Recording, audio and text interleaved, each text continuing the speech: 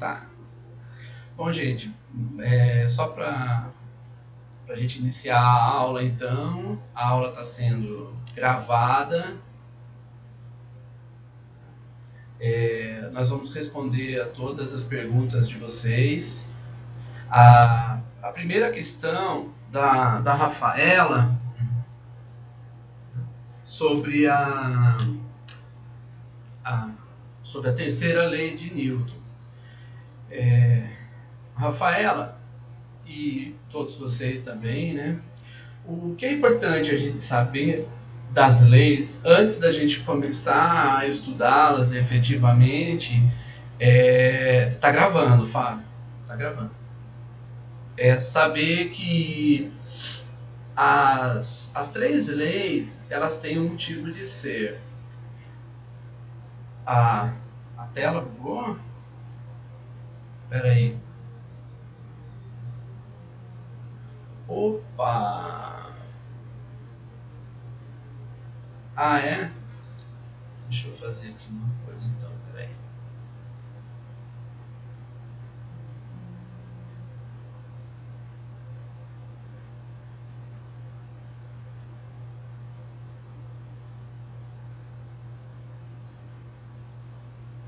E agora?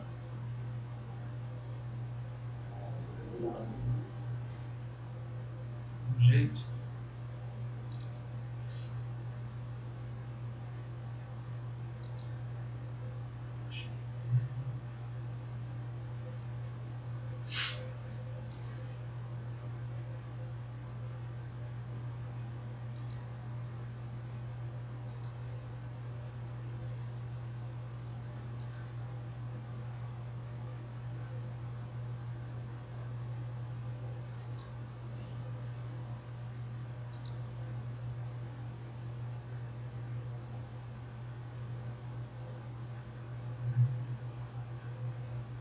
Continua do mesmo jeito?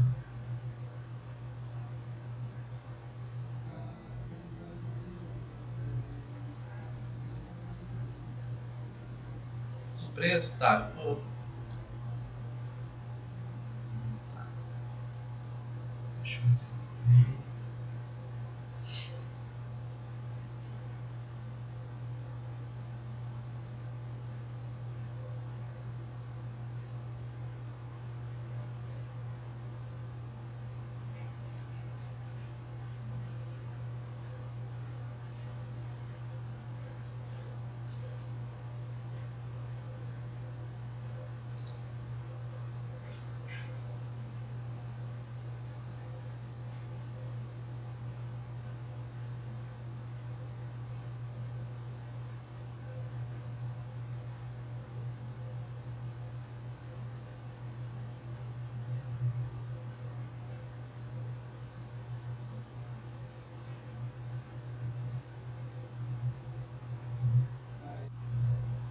Tudo certo?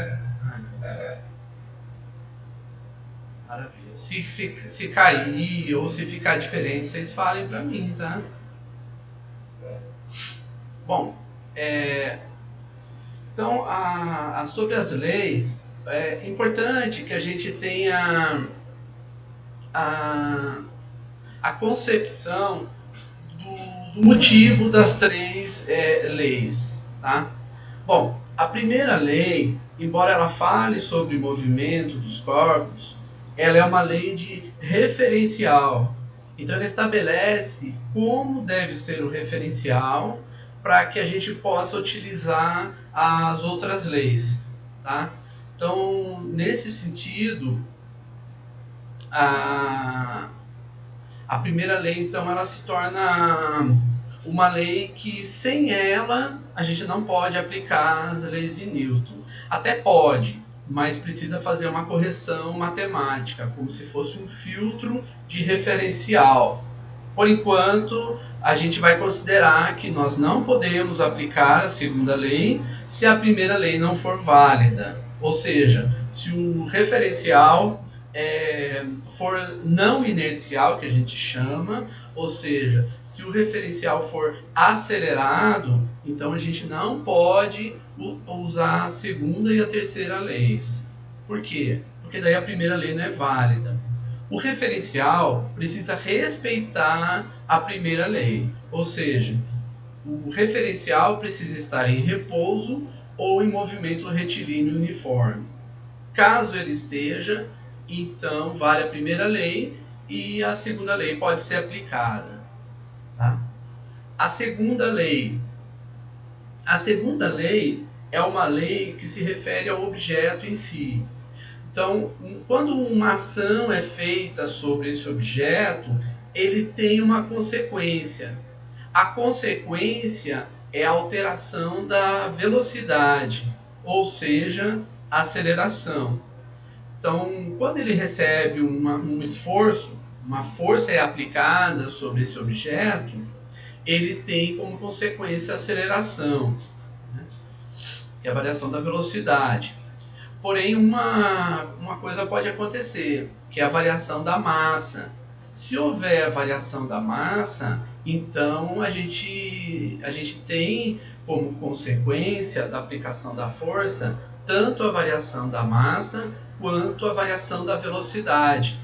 Porque a segunda lei não é força igual a massa vezes aceleração. A segunda lei é força igual à variação do momento linear com relação ao tempo.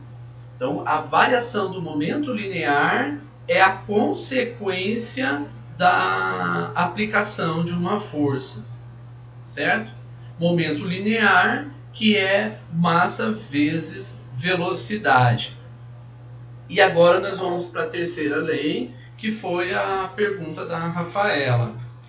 A primeira lei é uma lei de referencial, a segunda lei é uma lei de movimento, propriamente dita. Porém, o objeto, ele não está sozinho no universo, ele interage com outros objetos. Mas qual lei que estabelece as condições para essa interação? A primeira lei é de referencial, não implica em interação. A segunda lei é de movimento, não implica em interação. Então Newton trouxe a terceira lei, que é uma lei de interação. Então, se um objeto atua num outro objeto, esse outro objeto atua no primeiro. Então, um atua no outro. Como um atua no outro, então eles interagem. Por exemplo, se nós temos um copo d'água, e nós colocamos em cima da mesa, não precisa colocar, tá? Estou dando exemplo. Se nós colocamos esse copo em cima da mesa, então esse copo está sujeito a uma ação da força gravitacional da Terra. Mesmo fora da mesa ele está sob essa atuação. É porque eu quero dar um exemplo. Porém ele não cai. Por que ele não cai? Porque ele está interagindo com a mesa também.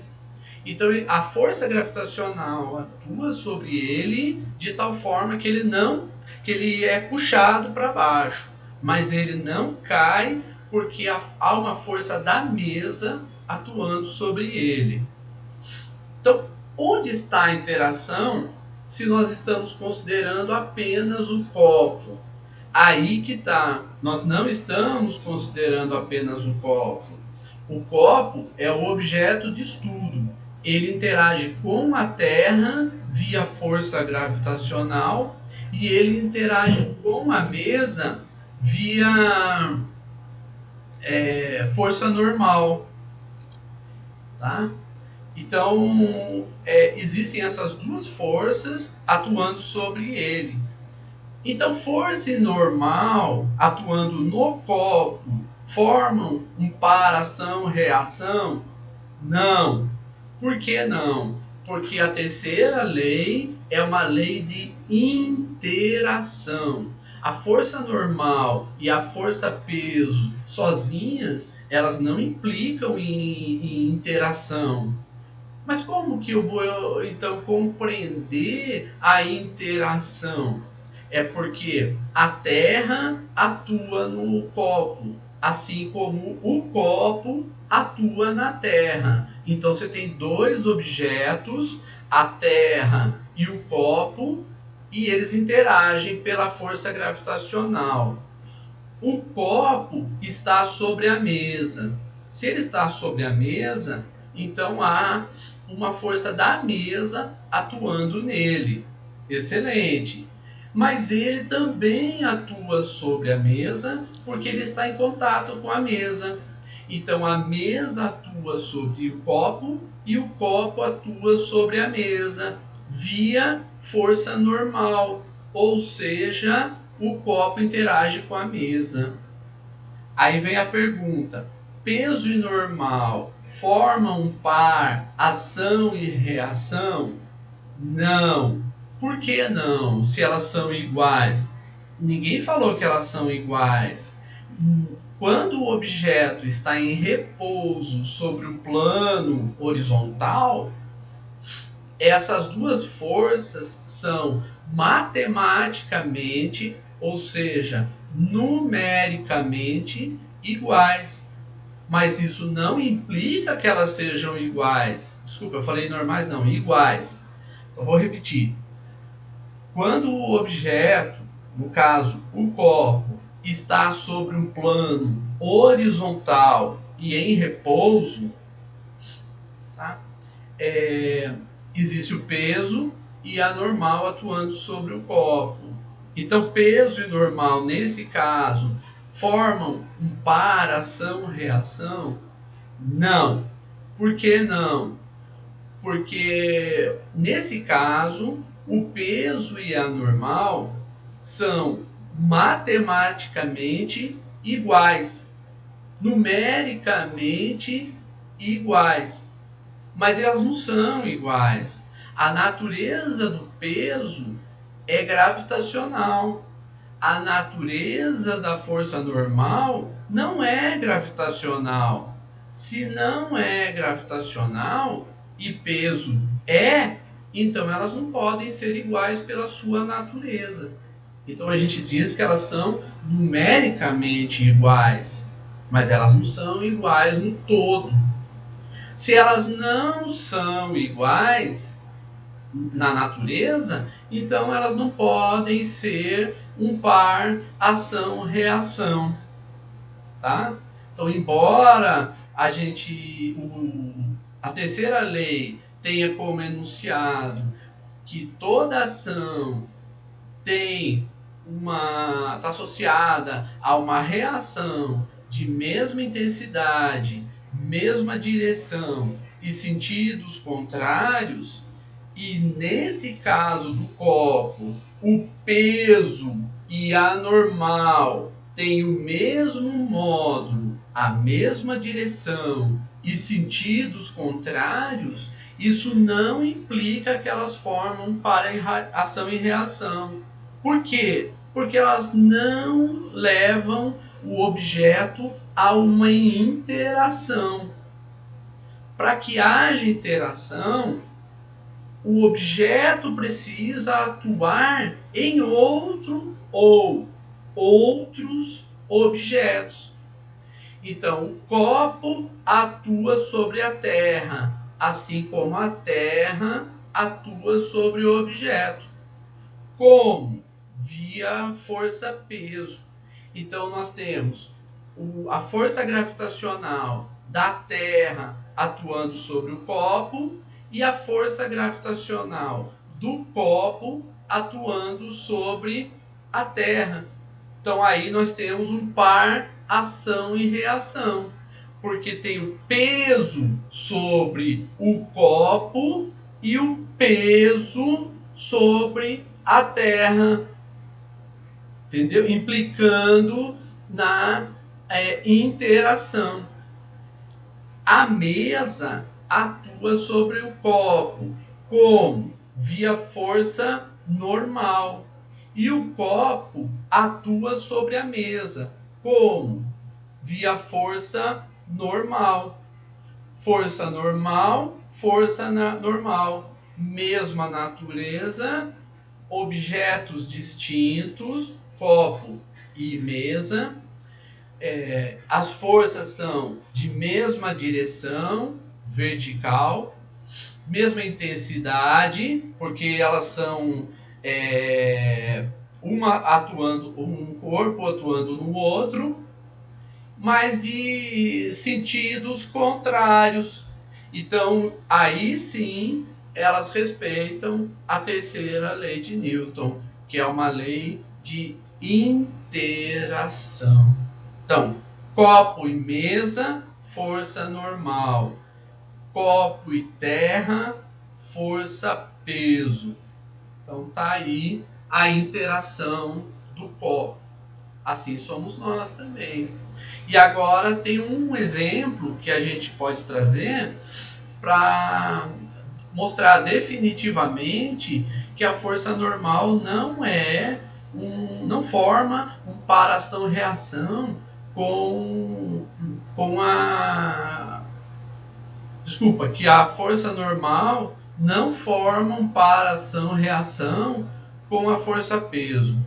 Um avião, quando ele está no ar, né, voando, ele não tem força normal, porque ele não tem contato com superfície. Aí podem falar, mas ele tem contato com o ar. Sim, mas o contato com o ar é volumétrico, não é superficial. Força normal é uma força de superfície. O avião tem contato, mas é um contato volumétrico com o ar. O nome dessa força que atua por meio desse envoltório do objeto é empuxo, não é normal. Então não tem normal, mas tem peso. Se peso e normal formassem um par, ação e reação, sempre existiria normal quando houvesse peso, mas não é o caso.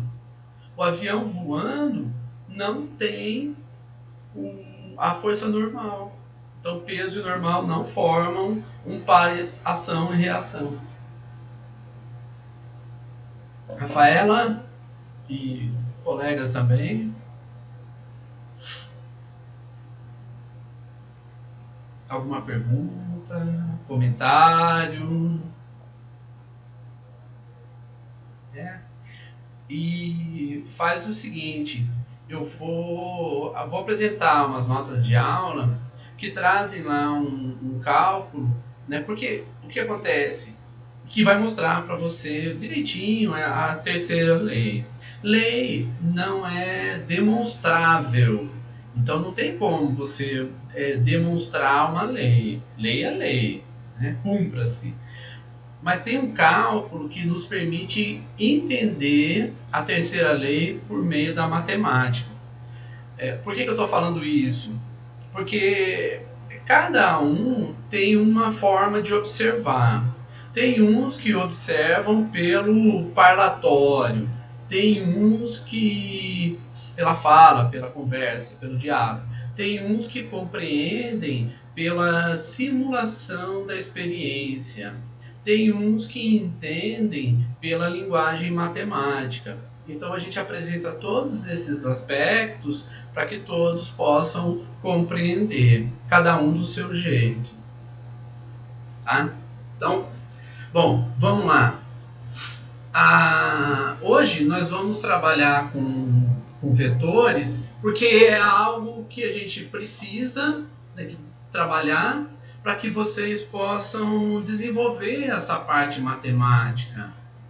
Então, nesse sentido, nós vamos ver vetores em espaço bidimensional e tridimensional.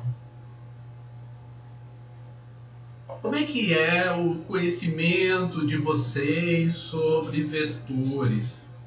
Eu pergunto porque, de acordo com vocês, eu posso ir mais rápido ou mais devagar, entendeu? Então, eu vou sentir isso durante a aula. Então, é importante que, se eu estiver indo muito rápido, vocês se manifestem. por áudio ou aqui no chat. Mas é muito importante que vocês se manifestem, tá? Eu preciso disso. Se eu estiver indo muito devagar, vocês também me falem. E aí eu vou mais rápido, tá? Então, se tiver alguma dúvida, para a aula na hora. Eu falei no primeiro dia, né? Eu vou repetir, eu não tenho pressa. Eu vou acompanhar vocês. Tá? Então eu preciso do feedback de vocês para que vocês possam desenvolver de acordo com vocês, com o conhecimento que vocês vão adquirindo durante essa disciplina. Tá?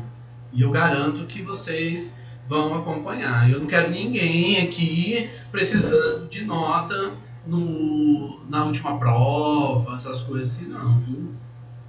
Todo mundo aprovado na segunda prova já. Tá? Bom, então vamos lá. Primeira coisa que a gente vai entender é: basta a gente estar acostumado a definir vetor como sendo uma entidade matemática, ambiente matemático, com módulo, direção e sentido. A pergunta que eu faço é: basta? Se tudo que tiver módulo, direção e sentido é vetor? O que vocês acham?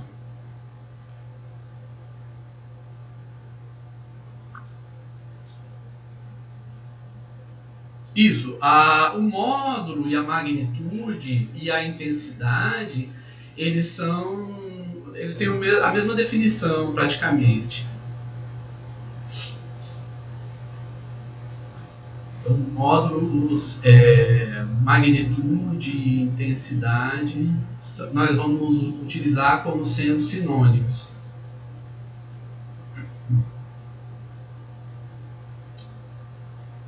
Mais alguém? Vetor é tudo aquilo que tem módulo, direção e sentido, módulo ou intensidade ou magnitude.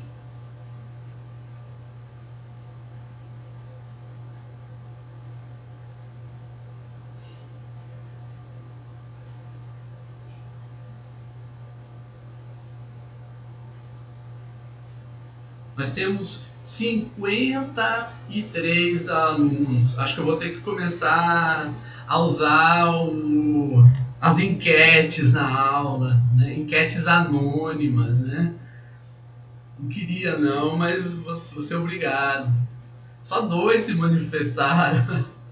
Vamos lá, gente. Eu preciso do feedback de vocês para saber se eu vou mais rápido ou mais devagar. Senão eu vou começar a ir rápido aqui e vocês vão derrapar, hein? Vamos lá. Manifestem-se. Professor, eu não sei o que é um vetor. Tá. Vetor indica para nós a direção, o sentido e... Ok, Rafael. E a direção, o sentido e a intensidade de alguma grandeza, né? Então vamos lá. Se eu perguntar para vocês onde vocês moram, né? Vamos supor que eu preciso ir ou eu preciso mandar entregar alguma coisa na casa de vocês. Aí eu falo assim para vocês: escuta, me diga onde você mora. Aí vocês falam assim para mim: professor, eu moro a 2 quilômetros da onde você está. Basta, com essa informação eu consigo entregar para vocês o que eu quero entregar?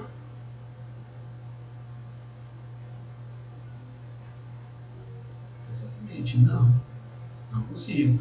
Eu vou ter que andar 2 quilômetros e fazer toda a circunferência para poder encontrar vocês. Não basta. É preciso que vocês me passem o endereço completo. Então, rua tal, número tal, né, em tal bairro, assim, assim, assim. Aí eu ponho no Google Maps lá e fazendo propaganda, né? E chega na sua casa o que você quer. Bom, então a gente vê que se nós fornecermos para, se vocês fornecerem para mim uma grandeza com intensidade, então vamos lá, 2 km, certo? Fala assim, professor, eu moro a 2 km da onde você está. A gente já viu que não é suficiente. Aí vocês falam assim, direção leste-oeste, sentido de leste para oeste. Então agora nós temos completo o endereço. Nós sabemos que é 2 km, sabemos que é na direção leste-oeste e sabemos que é de leste para oeste. Consigo chegar exatamente aonde você está. Tudo bem?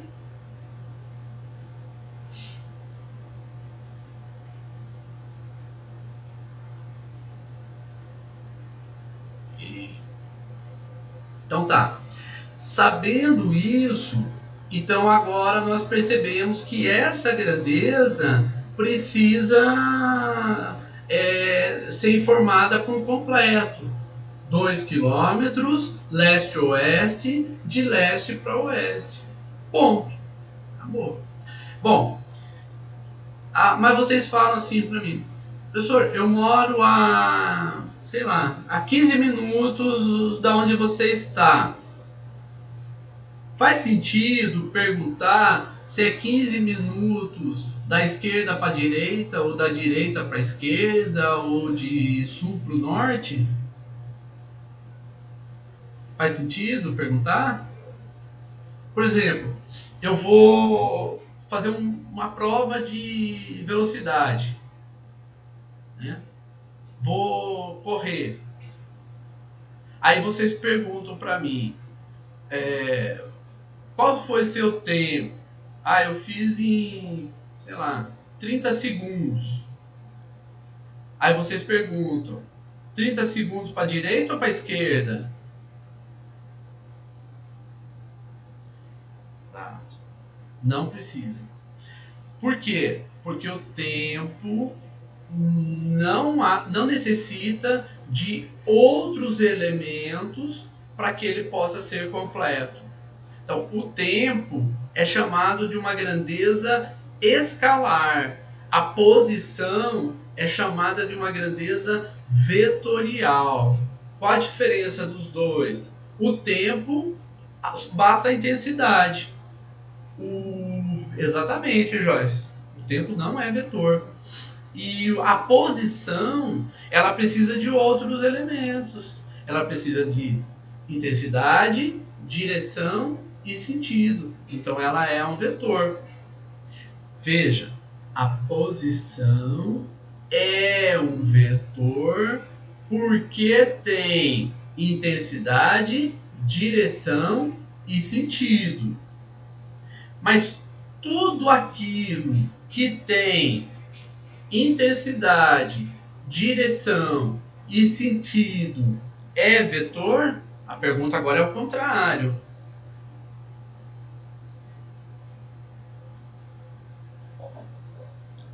Não precisa responder. Eu vou trazer para vocês. Mas já para a gente pensar. Tá? Vocês ainda não fizeram álgebra, né? Física 1, não, né? Então, vocês vão ver toda essa questão lá em álgebra. Né? Álgebra linear, vetores e tal. Mas nós vamos já trazer para vocês alguns aspectos elementares. Aqui eu não quero trazer para vocês toda a definição de vetores. Nós vamos trazer aspectos elementares necessários para a gente trabalhar a física. Bom, olha esse dado. esse dado, nós vamos usar esse dado para fazer algumas transformações nele de rotação. Então nós vamos perceber, bom, primeiro nós estamos vendo aqui, ó, essa grandeza, nós vamos dizer que ela é uma grandeza que tem intensidade, qual intensidade? 90 graus. Então ela vai provocar uma rotação em torno do eixo X de 90 graus. Então, a intensidade é 90 graus. Então aqui, se você quiser, a gente pode, deixa eu ver se eu consigo. Opa.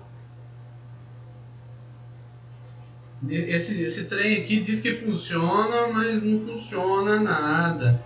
Fala assim, professor, eu sei o que não funciona. Você, professor. E quando a gente testa, funciona. Aí quando a gente quer, de fato, trabalhar com esse negócio aqui, não funciona, não. Aqui 90. Nossa, que letra bonita. Pelo amor de Deus, esquece esse negócio. 90 graus. Olha, que é isso? Não dá. Eu treinei, viu? Eu treinei. Aí aqui na frente de vocês dá errado. É igual aquela história do sapinho que canta perto do dono, mas depois lá no picadeiro não funciona. Bom, esse θ1, a intensidade dele é... Essa caneta representa nosso cérebro na prova. A Joyce colocou. Bom, então a intensidade do θ1 é 90 graus, tá? Então se é 90 graus, essa é a intensidade. Qual é a direção? A direção é essa direção do eixo X. E qual é o sentido? O sentido é, para quem olhar de cima para o eixo X, ou seja, para quem olhar da direita para a esquerda nessa figura, vai ver ele girando, né, 90 graus no sentido anti-horário. Tá certo? Então essa é a rotação de θ1. Tudo bem? Então olha a rotação.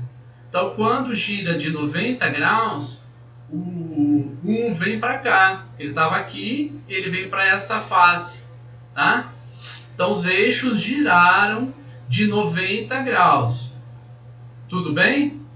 Acompanharam a rotação? Ok. Então vamos ver agora, dessa rotação, nós vamos provocar outra rotação. Tá? Então essa daqui é o dado após a rotação de θ1. Agora nós vamos provocar uma rotação de θ2. Então θ2 vai ser uma rotação no sentido anti-horário em torno do eixo Y. Então nós vamos girar o dado de uma intensidade de 90 graus, a direção é Y e o sentido é anti-horário. E nós vamos chegar nessa conclusão. A resposta nossa após a rotação de θ1 e de θ2 vai ser essa. Ok?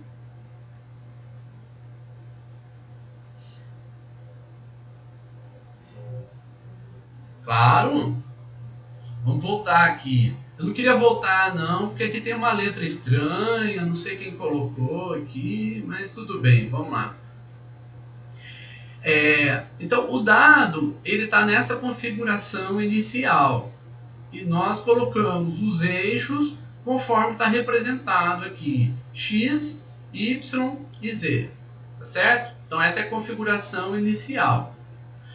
Após uma rotação de 90 graus, no sentido anti-horário, para quem está olhando essa face do dado, a face com o número 3, tá?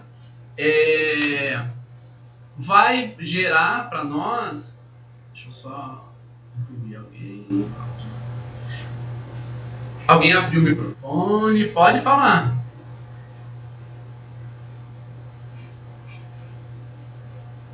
Ok. Então vai provocar uma rotação de 90 graus. Então pode ver que o 1 veio para cá. O 2 está embaixo, então a gente não enxerga, está na face de baixo. Então para cá veio a face 5, que é oposta à face 2.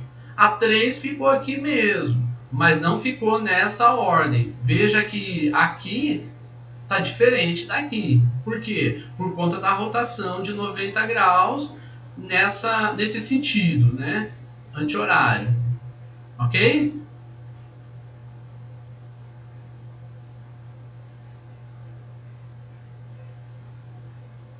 Ficou entendido? Oi? Entendeu? Tá. Agora nós vamos pegar essa daqui, porque nós vamos aplicar uma outra operação. A operação que nós vamos aplicar agora é sobre essa configuração do dado. Então nós vamos ver que essa configuração, ó, 1, 5 e 3 opa, eu passei para lá. É essa daqui, 5, 1 e 3, com os eixos nessas posições. Aqui. Agora, nessa posição que se originou da aplicação de θ1, nós vamos aplicar 90 graus. E ao aplicar 90 graus em torno do eixo Y, nós vamos ter essa configuração aqui. Veja que o número 3 ele veio para a face superior. Está aqui.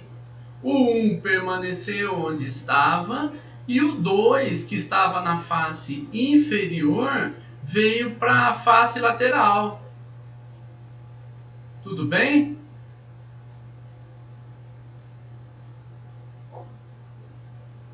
Alguma pergunta nessa operação?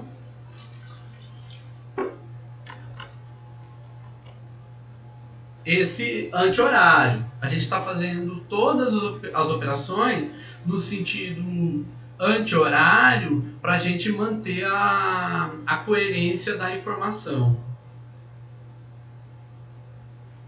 Para a gente poder comparar. A gente vai mostrando gradativamente, tá? Aí, mas é assim, Giovana, é uma questão assim de olhar os eixos, é um pouco estranho assim à primeira vista, né? Mas a gente pode observar pelo dado. Se nós observarmos pelo dado, olha só, quando o X gira 90 graus em torno dele, o Y ele deita, ele vem para a horizontal. Ele estava na vertical, mas ele acompanha essa configuração. Então, se a face 2 ficou para baixo, o Y acompanha. Então, os eixos vão acompanhar o dado. Então, se o dado girar de 90 graus, o eixo também vai girar de 90 graus. Que é o que aconteceu aqui. O Y, ele deitou por quê? Porque nós provocamos uma rotação de 90 graus no dado. Então, o Y veio para cá e o Z, que estava na horizontal, agora ele veio para cá, vertical, 90 graus.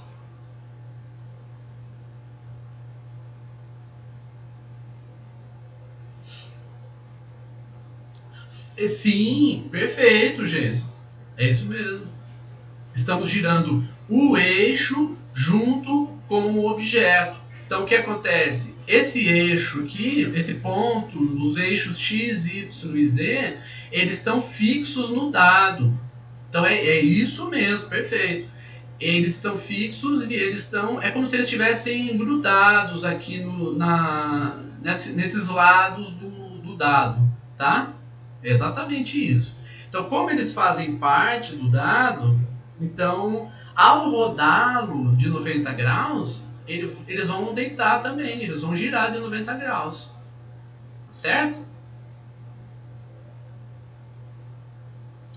E aí, se nós usarmos essa configuração agora, que é essa daqui, e provocarmos uma outra rotação, só que agora em torno do eixo Y, nós vamos chegar a essa configuração.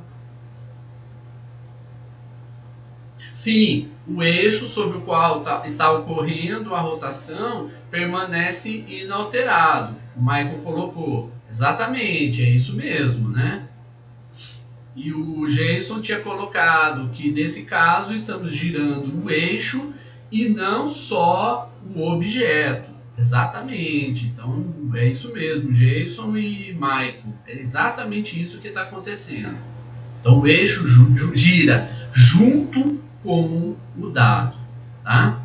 E o eixo onde está ocorrendo a rotação, ele não sofre absolutamente nada, porque ele a visão dele é como se fosse um eixo mesmo. Imagina um cano, você olhando. Se você girar ele, pra gente ele está inalterado, tá? Então nós provocamos aqui uma rotação em torno do eixo X, aqui em torno do eixo Y, e chegamos a essa configuração, tá? Agora nós vamos fazer o seguinte, nós vamos retornar à configuração inicial.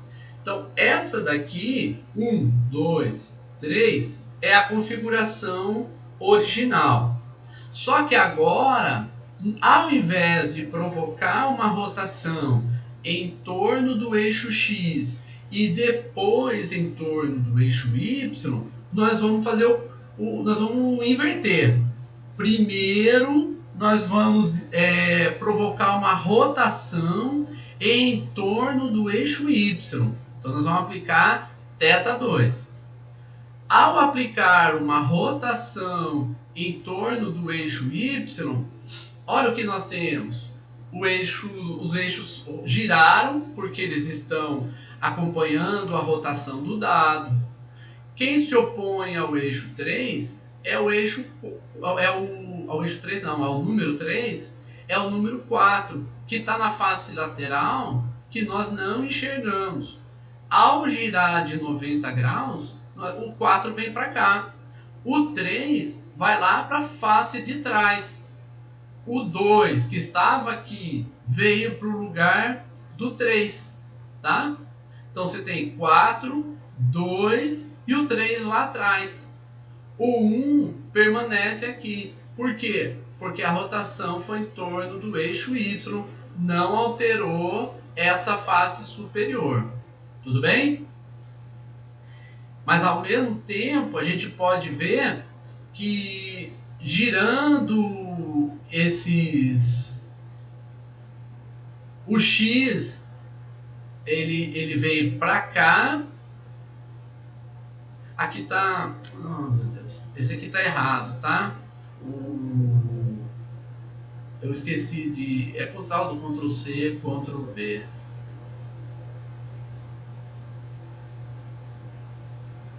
Aqui é o Y. Opa, o que eu fiz aqui, meu Deus do céu? Aqui é o eixo Y, tá? O Z, ele vem... Então aqui não é o eixo Z, não.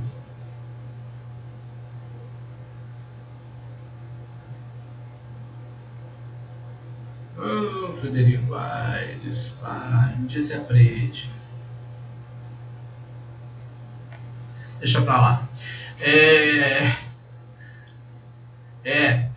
isso mesmo. O eixo Y fica fixo, o eixo Z que estava aqui, ele veio para cá, tá? Mas o dado está certo, tá? O dado está certo. A gente pode olhar pelo dado. Depois eu corrijo aqui para colocar lá nas notas de aula, tá? O importante é a gente ver que o dado sofreu a rotação correta. Eu fiz isso no dado e esqueci de mudar os eixos Z e Y. O X girou. Eu me concentrei no X e esqueci de mostrar os outros, tá?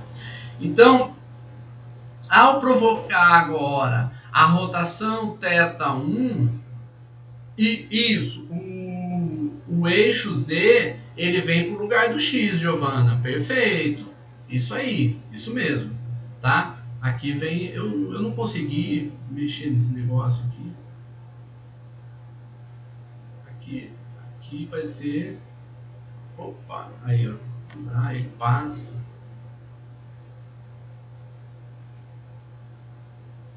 Oh! Sabe o que é? A gente dá um comando e ela demora para responder. Mas eu vou aprender a fazer esse negócio aí, tá tudo ruim, tá? É tudo um aprendizado pra gente. Bom, na cabeça da gente, a gente tem a seguinte ideia, né? Nossa, vai ficar a letra perfeita, tudo certinho e tal. E na hora de aplicar com tranquilidade e tal, a coisa sai. Depois. Bom, mas você tem toda a razão, Giovana. O eixo Z, ele vai para o lugar do X, que o X estava, tá? Então, o Z é no lugar do Y na segunda imagem, Felipe. Isso mesmo, perfeito, tá? Bom, e agora, provocando uma rotação, aqui nós estamos vendo rotação do dado de 90 graus, nós vamos ter essa imagem que nós temos aqui, tá? Aqui tem outro erro. A setinha não é aqui, a setinha é aqui, tá? Gente, concentra no dado, tá? No dado. O dado que é importante. Então veja que ao provocar uma nova rotação, agora a rotação θ1 em torno do eixo... Ah, não, tá certo sim. Sabe por que essa setinha tá certa? Porque nós estamos olhando o eixo X, tá? Então tá certinho, é isso mesmo, tá? Então veja que ao girar o eixo aqui, nós vamos ter aqui, cadê? Ela nem risca mais, tá?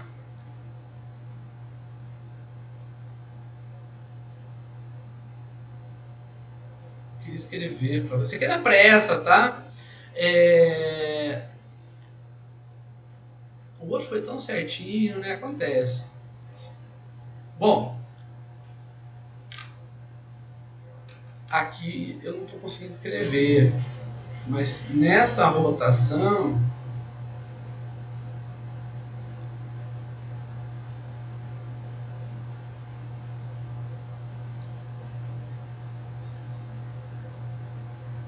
não sai de jeito nenhum.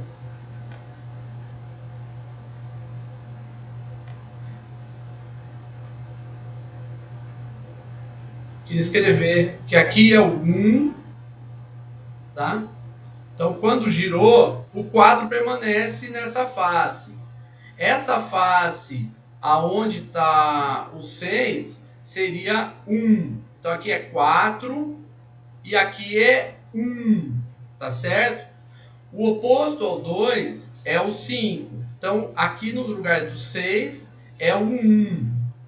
Ok? Bom, mas de qualquer forma, né, seja como for, o que vai acontecer é que a rotação de θ1 e depois de θ2 vai gerar para a gente... Deixa eu colocar alguém aqui tentando... Vai mostrar para a gente essa consequência.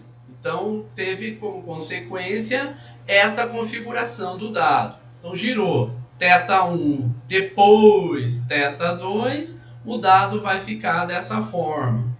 Quando girou θ2 e depois θ1, teve essa configuração. Com a diferença que aqui é 1, tá? Então, aqui é 1 e tira esses 6 daqui, tá? Então, aqui vai ser 1, aqui é 5 e aqui é 4. Vamos ver? Essa daqui é a consequência quando a gente faz θ1 e depois θ2. Tá? Essa daqui é a consequência quando a gente faz θ2 e depois θ1. Então a gente pode ver que provocar a rotação de θ1 e depois θ2 é diferente da gente provocar θ2 e depois θ1. Tá? A menos dessa lambança nos eixos aí, na rotação, vocês compreenderam que a consequência das operações de θ1 e depois θ2 são diferentes das aplicações de θ1 e de θ2 e depois θ1? Ficou claro isso? Ok. Gente, vamos então recapitular para a gente poder entender por que nós estamos fazendo isso, tá? Exatamente, Giovana, isso aí, olhando para o dado, né? Agora, quando vocês forem rever as notas de aula, né, é importante que vocês olhem para os eixos. Eu vou corrigir, vou disponibilizar para vocês já corrigido, tá? Então eu vou corrigir os eixos também, deixar bem bonitinho para vocês, tá? Mas que vocês pensem nos eixos também. Alguém falou? Alguém chamou?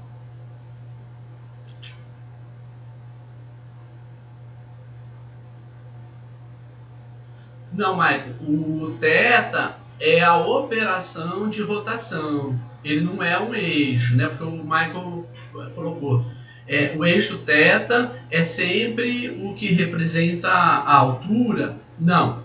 O θ ele não representa a altura. Ele representa rotações. Então ele representa uma rotação de intensidade 90 graus, direção em torno do eixo, e o sentido é o sentido anti-horário para quem olha o eixo de cima, tá? Então ele tem módulo, tem direção e tem sentido. Lembra que eu perguntei para vocês, né? Tudo o que tem... Não, vamos começar de novo. Nós conversamos sobre a posição que você se encontra para que eu possa te entregar alguma coisa. E para isso, eu preciso saber a intensidade, a direção e o sentido. Só a intensidade não basta. Então, um vetor, ele tem intensidade, direção e sentido. Certo? Aí eu perguntei, e o inverso? Tudo o que tem intensidade, direção e sentido é vetor? Então, vou fazer as duas perguntas.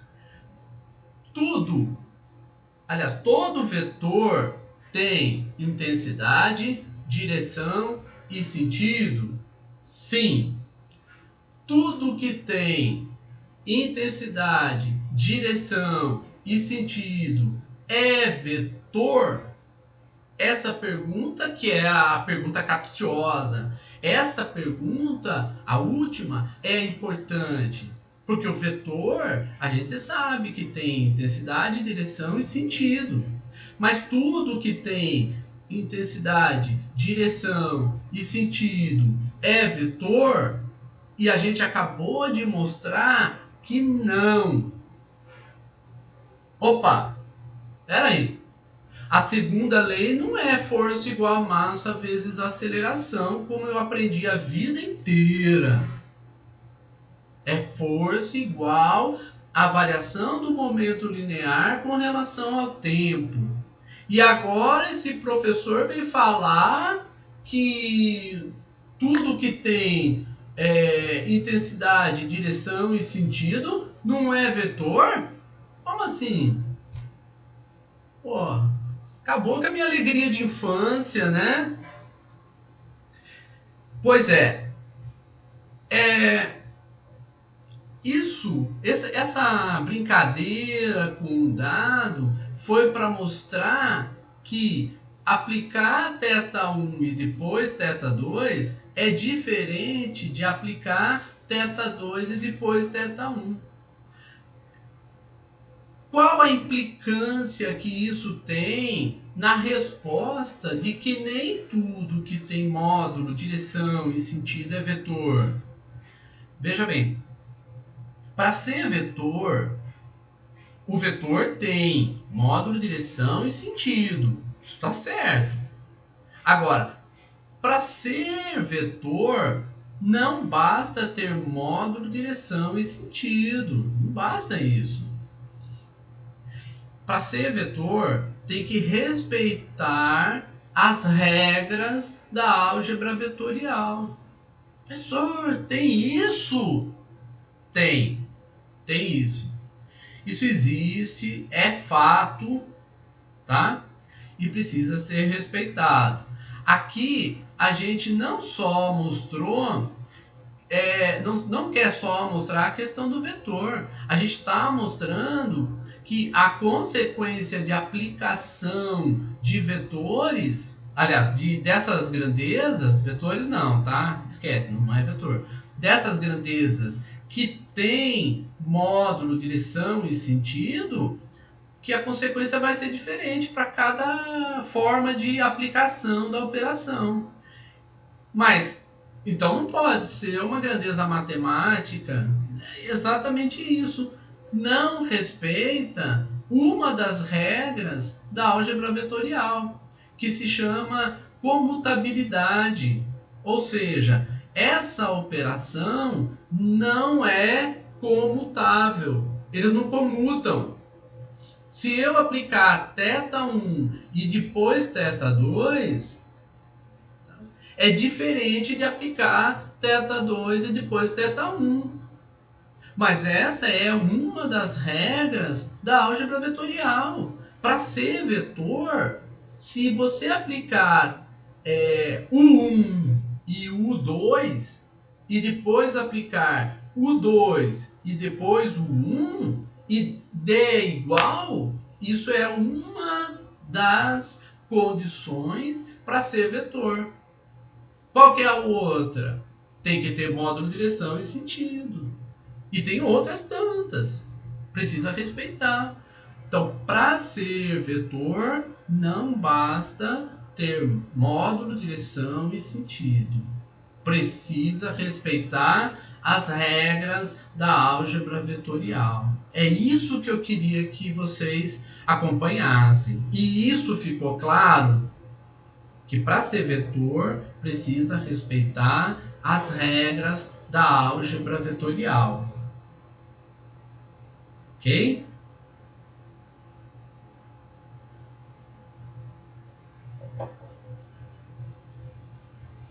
Alguma pergunta, gente?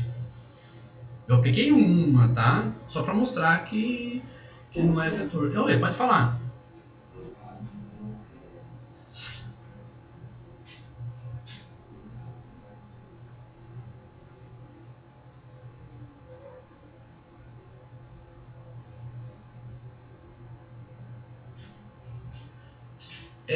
Na física 1 ou qualquer outra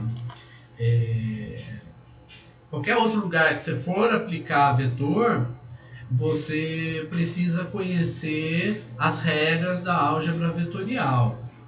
Você precisa saber quais são elas para saber se é vetor ou não. Porém, vou te tranquilizar. Aqui é mais para a gente poder saber que ser vetor, para ser vetor, não basta ter módulo de direção e sentido. Tem que respeitar as regras da álgebra vetorial. Então, a tranquilidade vem aonde, professor? Que nós só vamos trabalhar com vetores. Nós não vamos trabalhar com grandezas que tenham módulo, direção e sentido e que não são vetores, tá?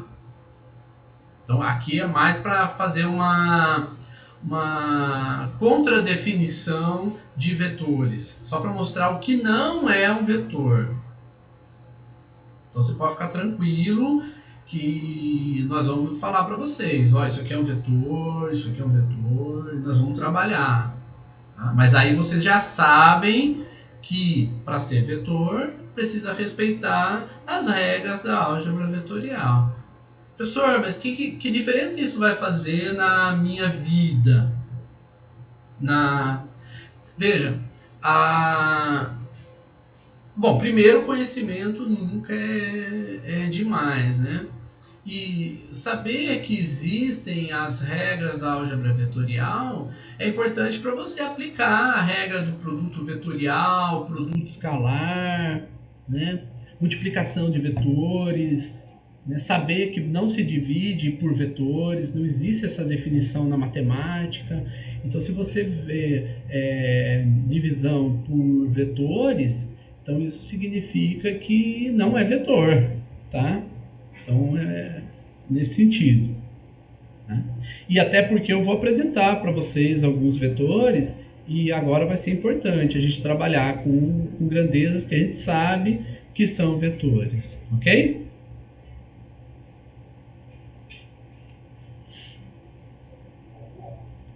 Sim?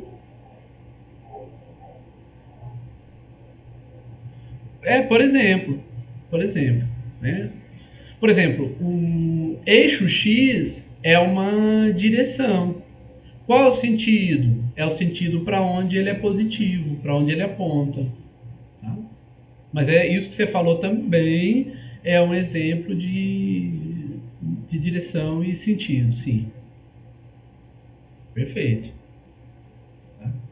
É porque na linguagem popular do nosso dia a dia, né, a gente usa a direção como se fosse sentido.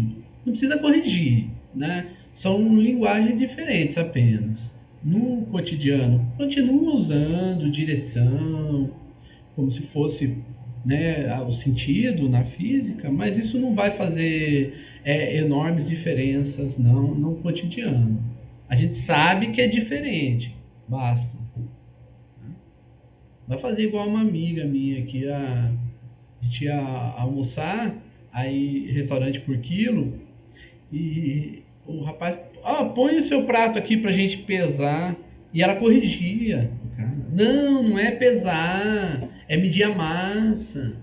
Gente, pra quê? Qual o sentido? Mudou a vida do cara, né? Nossa, vou fazer um empreendimento aqui, vou colocar uma balança e vou falar que agora nós vamos medir a massa, que não é mais. Não faz diferença nenhuma isso aí. Não? Tá? Então, no dia a dia pode continuar falando direção como sinônimo de sentido, mas na física, na matemática, é importante a gente saber que tem diferença, tá? Na linguagem.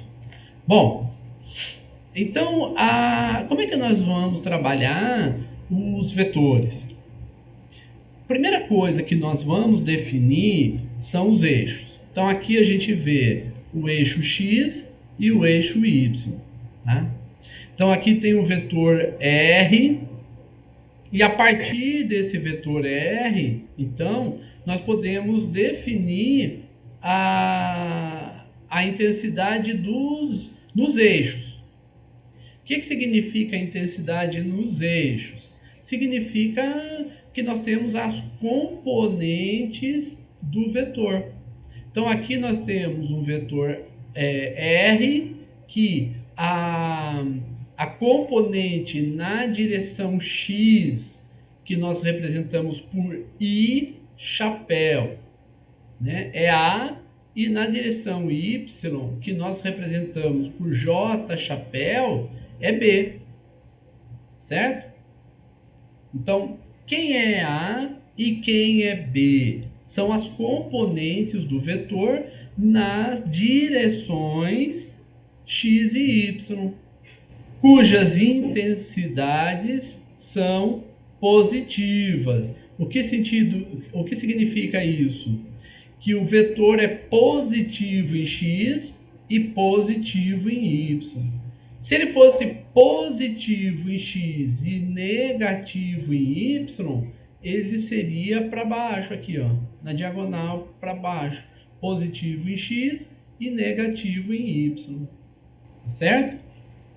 Então, o A é a projeção de R sobre o eixo X.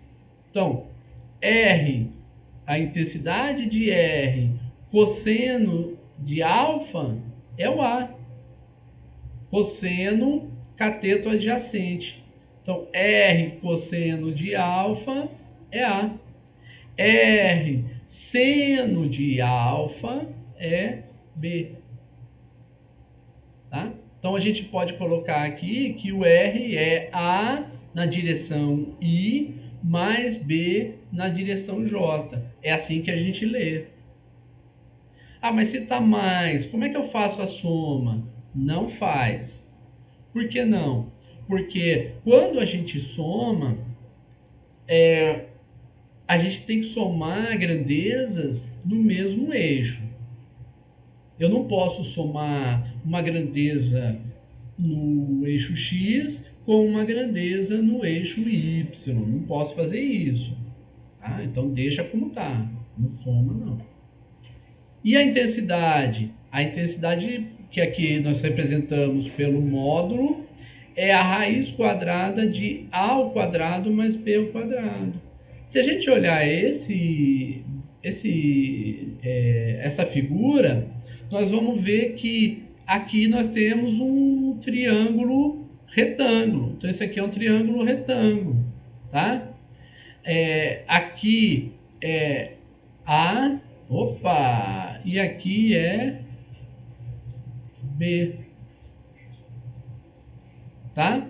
Então, R, A e B são A e B os catetos e R é a hipotenusa. Então, R ao quadrado igual a A ao quadrado mais B ao quadrado, que é isso aqui. A raiz quadrada é a intensidade de R. Tudo bem?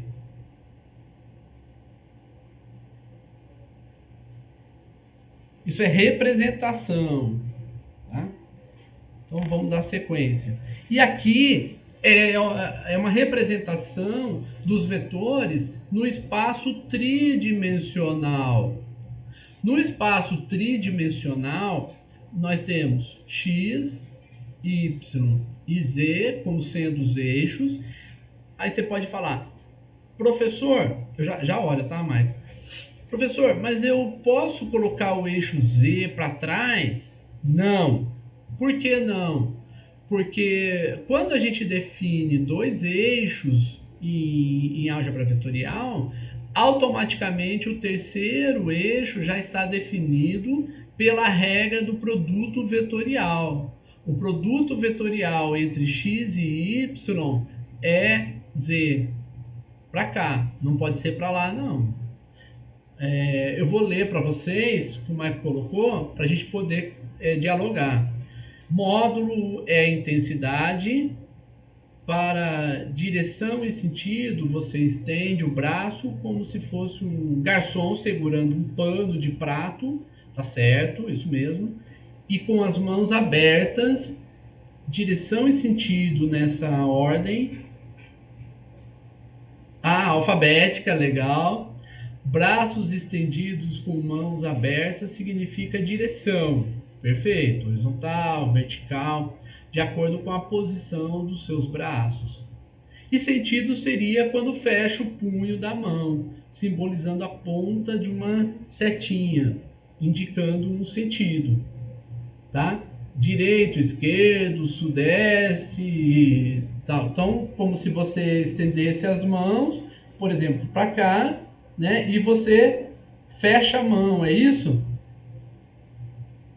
Então, isso indica o sentido. Tá? Direito, esquerdo, depende para onde a gente coloca a mão, é isso? Falei certo, Michael? Tá?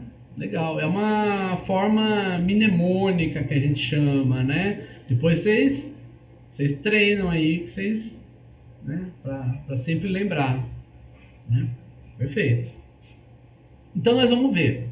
Nós já definimos aqui, então, o eixo x e y e naturalmente o z então já está definido. Definindo x e y, o z já está definido. Eu não posso colocar o z onde eu quero. O z tem que ser nessa posição e apontando positivamente para onde ele está apontando aqui na figura. Então, isso é fato, tá? Bom, o vetor R, agora, ele é tridimensional, então ele tem uma projeção no plano. Quando a gente projeta o R no plano, ele não cai no eixo. Se ele não cai em nenhum dos eixos, então é porque ele é tridimensional. Tá? Porque se fosse bidimensional, ele cairia num eixo. Quer ver? Olha aqui, o R, se você projeta ele no plano, ele cai no eixo X. Aqui, se a gente projeta o R no plano, ele não cai no X nem no Z. Ele cai aqui num ponto fora dos eixos X e Z. Se ele cai nesse ponto, ele não é bidimensional. Ele é tridimensional, quadrimensional. Tal. Bom, como é que nós vamos fazer a representação? Então nós temos aqui a intensidade no eixo X, que é a componente de R em X.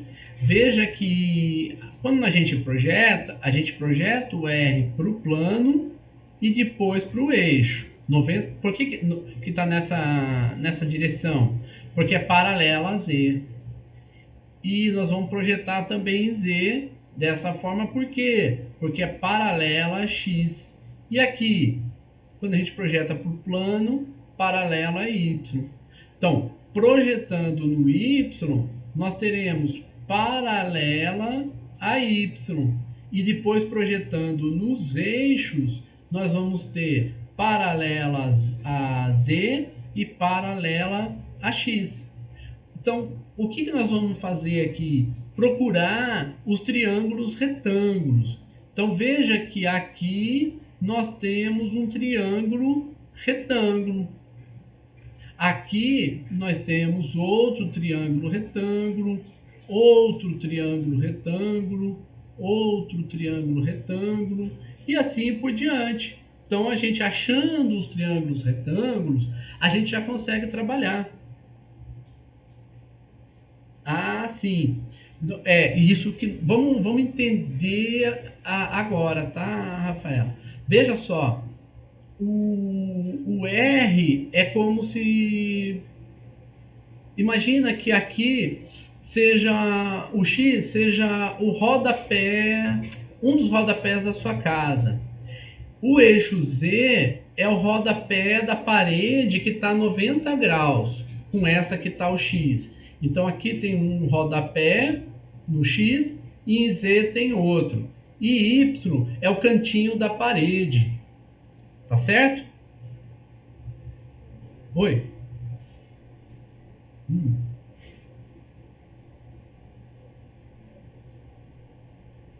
Isso, perfeito. A projeção da projeção. Então, em X e Z, ele faz a projeção e depois ele projeta novamente para X e para Z. É isso mesmo, perfeito. Então, na ideia que o X é um rodapé, Z é o rodapé 90 graus e Y é o cantinho da parede subindo na vertical, então nós podemos ter essa posição final aqui de R como sendo, por exemplo, a posição da lâmpada central do quarto, da sala, da cozinha, tá?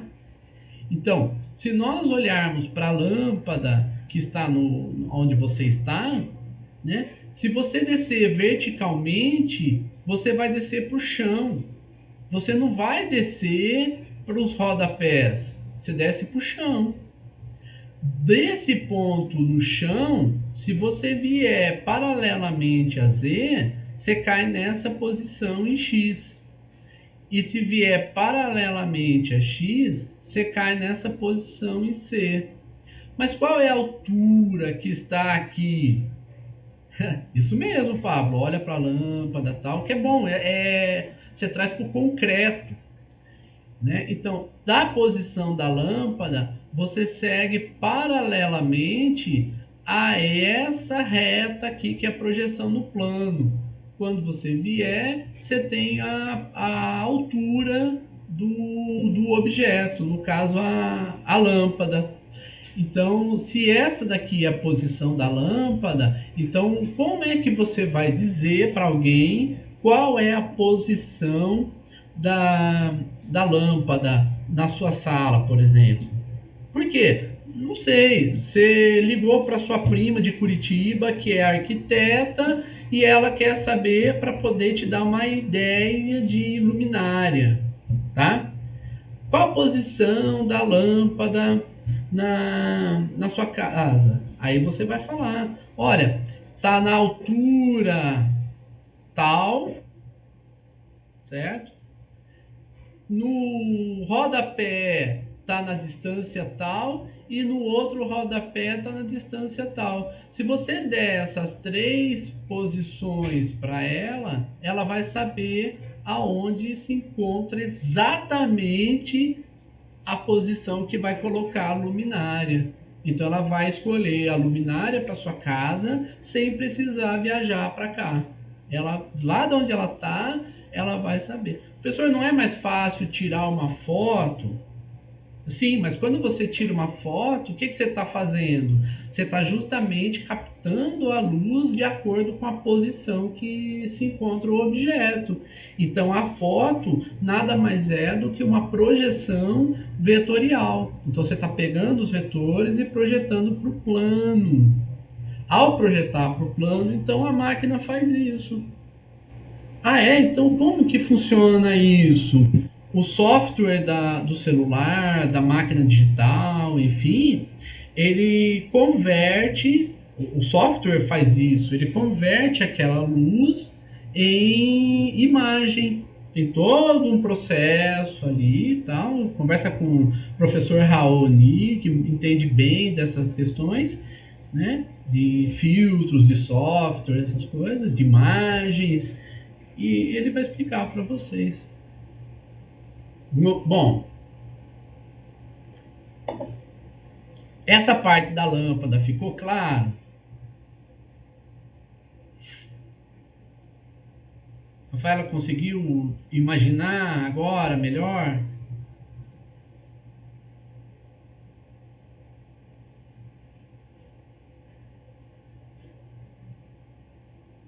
Ok, estou feliz.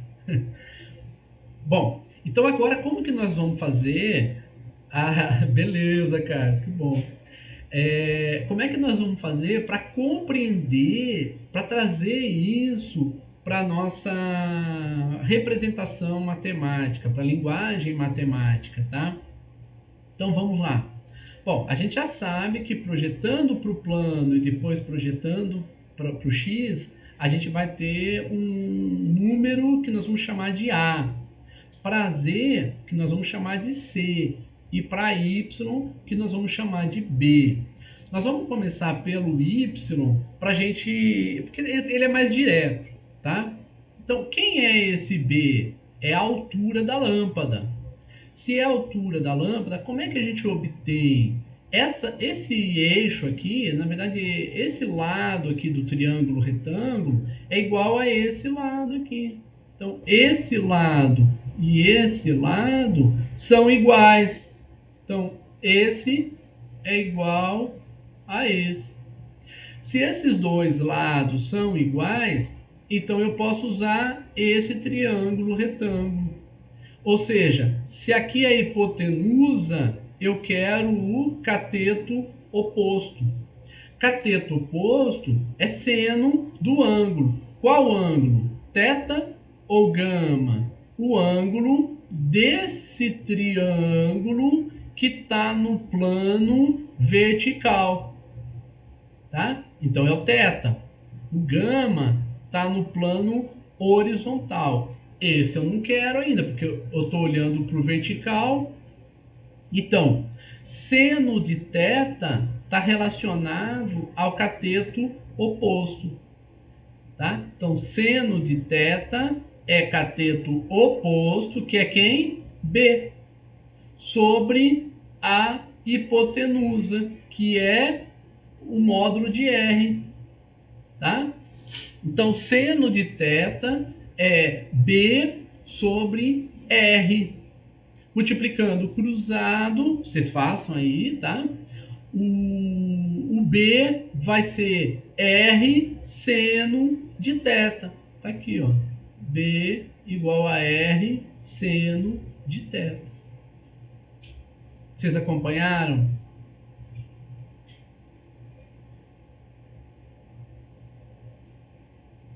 Tá. Vamos fazer o seguinte. Será que eu consigo fazer aqui, Rafaela? Vamos ver. Vai. Olha, eu posso. Posso, Pedro? Opa, posso repetir sim. Quantas vezes for necessário, viu, gente? Quantas vezes for necessário. Você pode fazer a mesma pergunta quantas vezes você quiser, até você entender, tá? Bom, eu vou tentar representar aqui para nós, tá? Não dá. Pô, esse negócio fica passando, meu.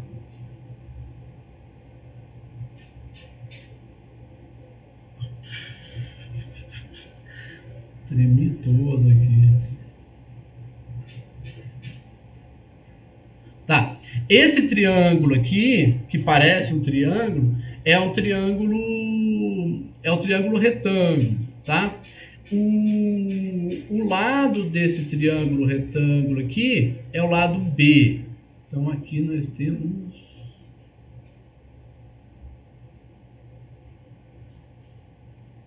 Sabe o que é duro? A gente escreve e ele não escreve. Então aqui é B. Aqui não importa para nós agora. Por quê? Porque é esse eixo aqui, ó. Esse eixo aqui, tá? Então, como esse lado é esse lado aqui. Quem é esse lado aqui? É esse aqui. E quem é esse aqui? É o R. Tudo bem? Conseguimos identificar nesse triângulo esse triângulo aqui?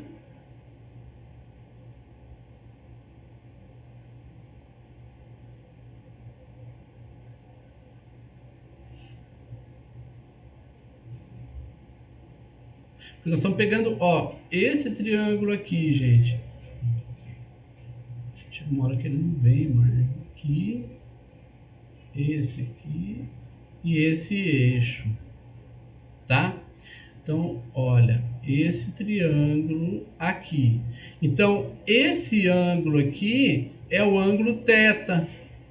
Se esse ângulo é o ângulo θ, então o seno desse ângulo é o cateto oposto sobre a hipotenusa. Quem é a hipotenusa? É R. Olha a hipotenusa do triângulo retângulo. Esse aqui, opa! Esse daqui é o triângulo retângulo. Esse lado é igual a esse. Então aqui é B. O ângulo desse triângulo aqui né, é o θ. Então, nós temos seno de θ igual a B dividido por R. Se seno de θ é B sobre R, então B vai ser igual a R seno de θ. Porque aqui é B.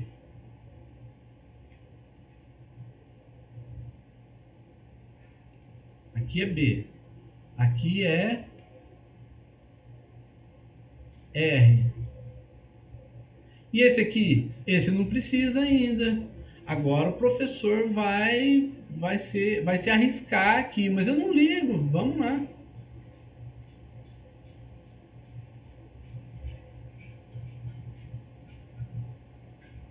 Seno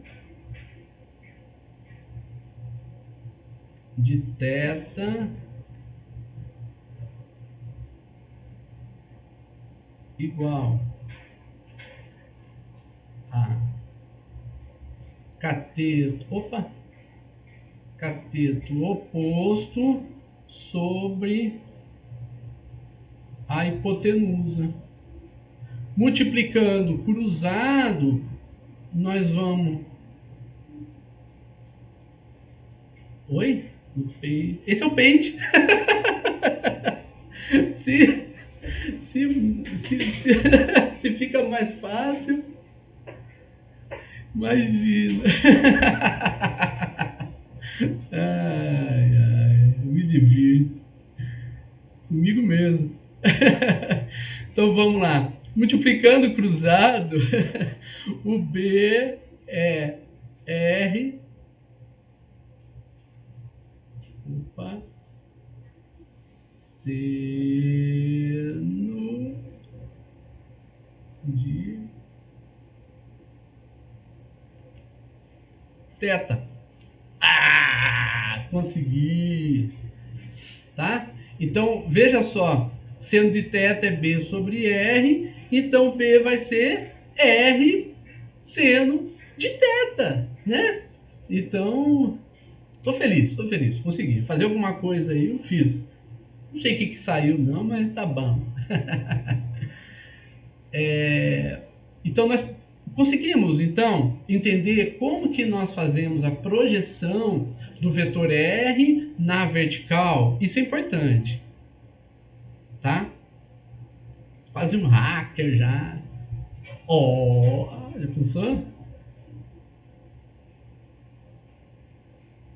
Vou tentar invadir o Ava para colocar todo mundo lá. Bom, então veja só, que legal, gente. Pô, bacana que vocês. Que bom, gente. Isso é importante. A gente faz aqui o que precisar para a gente entender, né? Agora vem a parte. Se vocês entenderem essa parte, agora vocês conseguem entender o que vocês quiserem com relação a projeções. Porque veja só, e essa daqui? Como é que nós vamos fazer? É esse aqui. Então, nesse triângulo, nós trabalhamos com o seno e achamos diretamente o B, R seno θ. Mas e se eu quiser trabalhar com esse? Não importa quem é esse, eu sei que esse é projeção do R no cateto adjacente. Então, quem é aqui? Agora é R cosseno de θ. Esse sujeito aqui é R cosseno de θ. Por que cosseno? Porque ele é o cateto adjacente. Tudo bem? Vocês entenderam quem é esse agora? Usando essa analogia?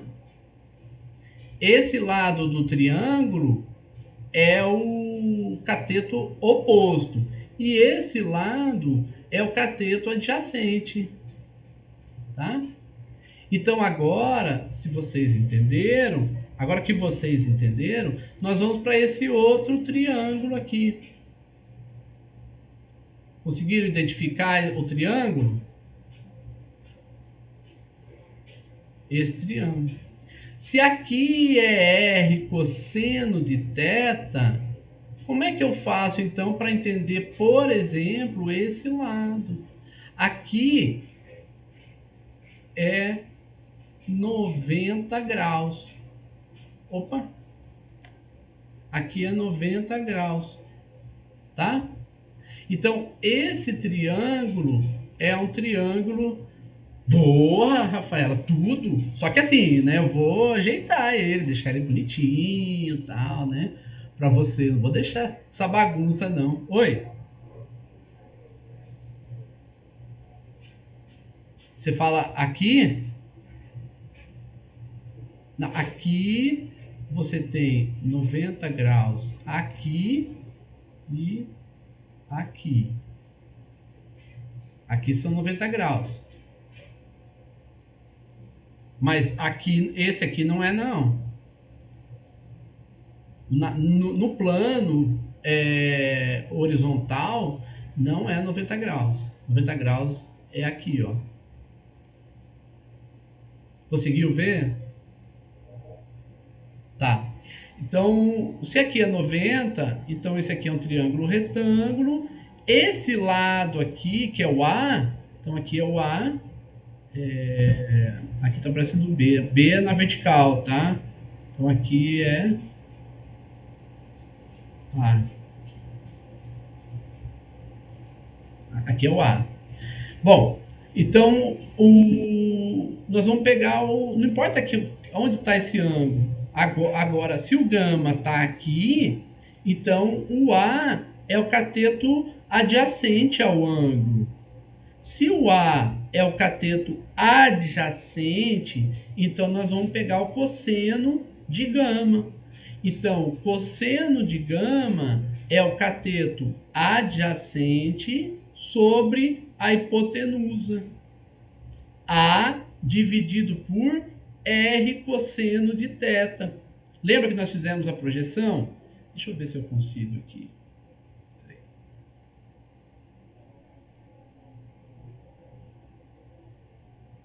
Da laranja com a branca em X.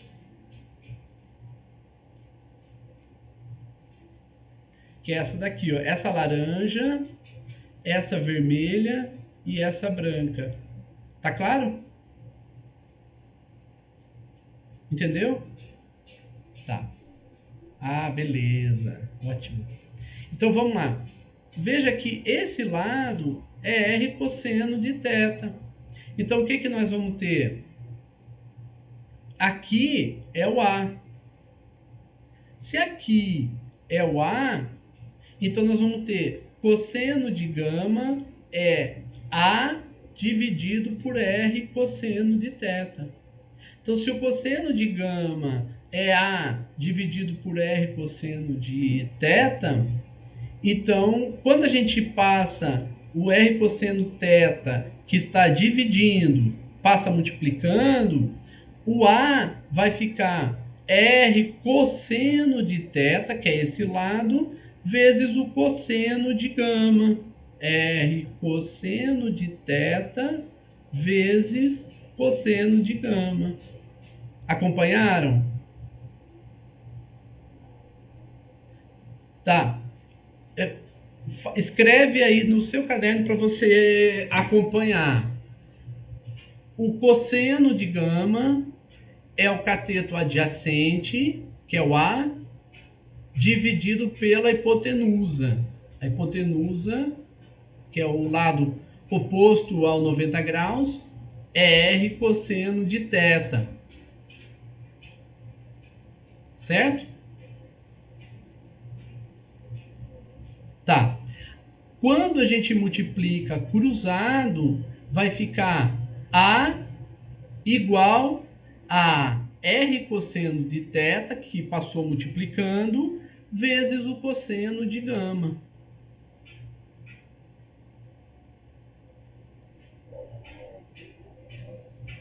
Ao mesmo tempo. Porque o R cosseno de θ é a projeção do R no plano horizontal. Então, quando você... Por que o θ apareceu aqui? Porque nesse triângulo, o cosseno de θ é o cateto adjacente dividido pela hipotenusa. Lembra que nós fizemos esse aqui? O seno de θ é cateto oposto sobre a hipotenusa. Então, multiplicando o cruzado, o B é igual a R seno de θ. Tá certo? Vamos fazer a mesma coisa com cosseno. Cosseno de θ é igual agora ao cateto adjacente, que é esse sujeito aqui, dividido pela hipotenusa, que é esse R. Então vai ficar B sobre R. Multiplicando cruzar... Oh, B sobre R não. Vai ficar esse cara aqui, esse lado, sobre R. Oi?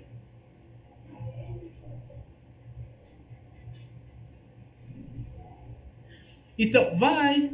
É isso aí. Só que daí quando você passa multiplicando, vai ficar R cosseno de θ. Dá um nome para esse aqui. Por exemplo, fala que esse daqui é o D. Tá? Então, se esse lado é D, então cosseno de θ é D sobre R. Então, o D vai ser R vezes cosseno de θ. Vai passar multiplicando. Entendeu? Beleza. Ótimo. Então, agora nós vamos fazer a mesma coisa com esse triângulo aqui. Se aqui é o D e aqui é o A e aqui é cosseno de gama, então vamos trabalhar com o cosseno de gama. Cosseno de gama é A sobre D. Tá certo? Conseguiram acompanhar?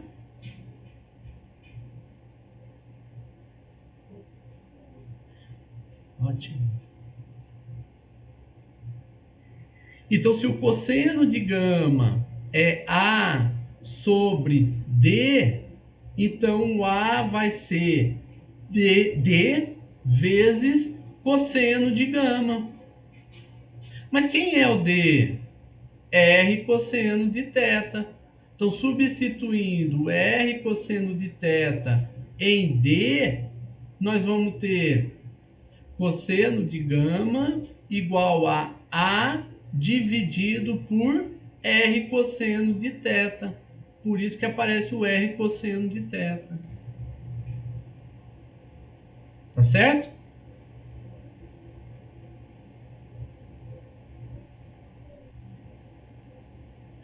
Então agora que vocês entenderam, vamos entender esse outro lado, que é o lado Z, que é C. Esse lado aqui é C, porque esse lado e esse são iguais. Então, se esses dois lados são iguais, então aqui também é C. C é o cateto oposto à gama. Se C é o cateto oposto à gama, então é seno. Seno de gama é C sobre D, que é a hipotenusa. C sobre D. Quem é D? R cosseno de θ. Se D é R cosseno de θ, então C vai ser R cosseno de θ, que é o D, vezes o seno de gama. Tá aqui.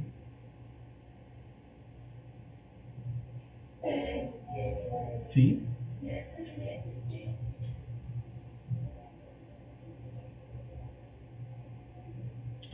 Isso, esse amarelo aqui, esse vermelho e esse branco, exatamente.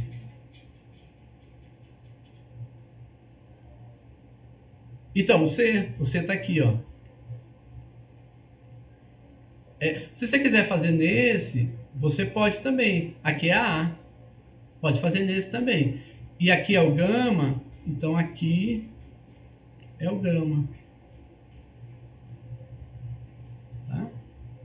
Mas é na mesma, porque aqui também é C.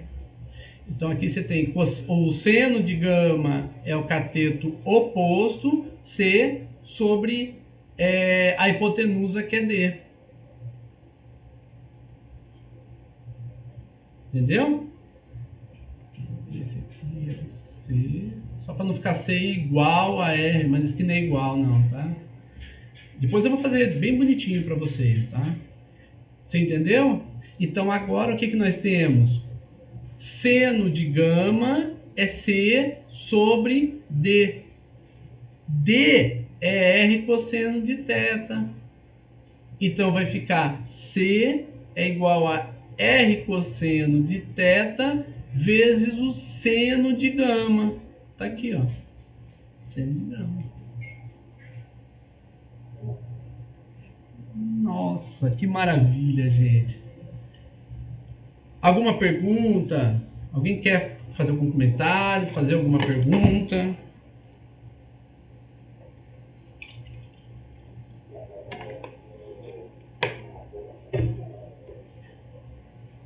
Eu vou tentar mandar para vocês o mais rápido. É porque assim, eu quero ajeitar ele, né? Deixar. Eu quero fazer um pouco mais passo a passo para vocês numa nota de aula, né? Vou fazer bem devagar a nota de aula com bastante detalhes para vocês acompanharem bem mesmo essa passagem.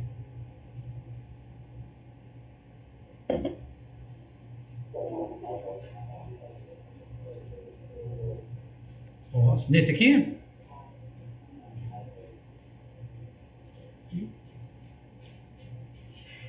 Sim, Mike. Vai ter.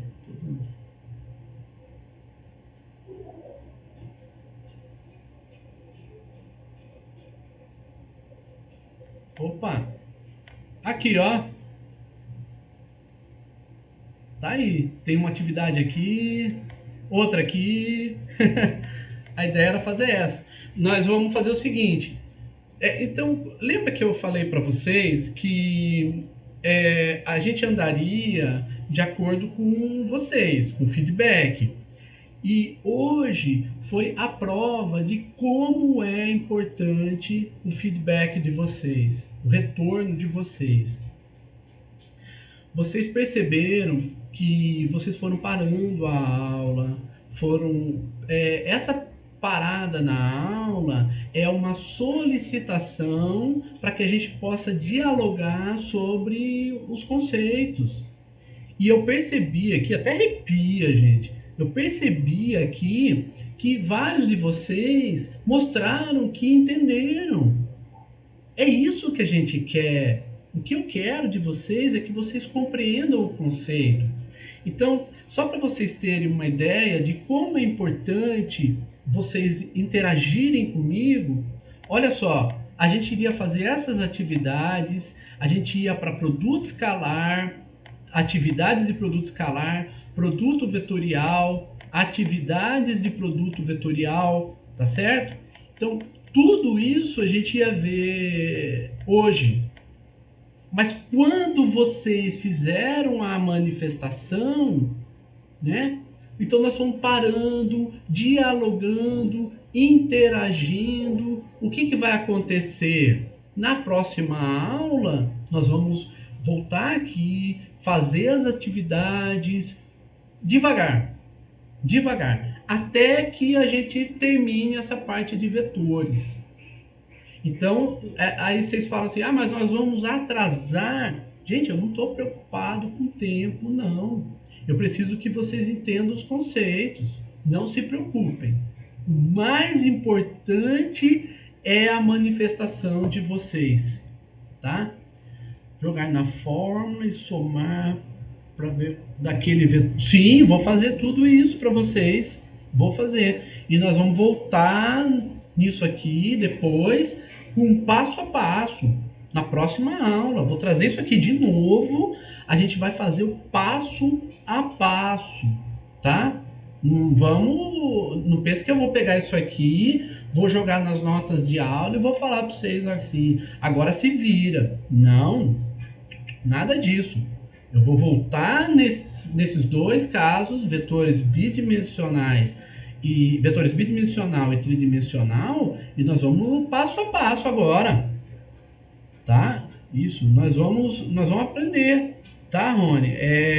Nós vamos treinar, nós vamos fazer atividades, então vocês vão ficar craques nisso, pelo menos naquilo que nós necessitamos para para trabalhar a física. Depois nós não vamos derrapar aqui não, viu? Se preocupa com isso. Se precisar, num período que vocês estejam mais tranquilos, a gente dá aula extra, vai trabalhando isso aí tudo, tá? Para mim, gente, o fundamental é que vocês aprendam, tá? Como que é? Professor Fred, rainha, o resto nada. E vocês, viu? Eu vou. Pablo, 100% de aprovação, pelo amor de Deus. Pelo amor de Deus, 100% de aprovação, tá? 100%. Todo mundo. Gente, eu sempre falo isso. Quer passar? Só depende de você, tá? Eu vou fazer minha parte, eu vou apresentar para vocês as avaliações, as aulas, tudo isso. Churrasco à distância, tá, Bruno? Tá bom, gente? Então, tem mais alguma pergunta? Tem mais alguma contribuição? Alguma coisa que vocês queiram falar? Oi? Uhum. Isso. Co- não, comutabilidade.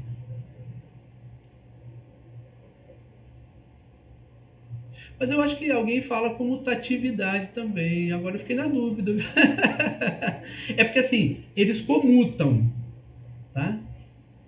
Pode ser uma questão de português, mas procura assim que os vetores comutam. Eu vou trazer para vocês as regras. Embora eu não quisesse trazer, porque vocês têm. Eu não queria que vocês se apegassem a isso, né? O mais importante é saber que nós vamos trabalhar vetores, né? Só isso, tá bom? Então tá bom, gente.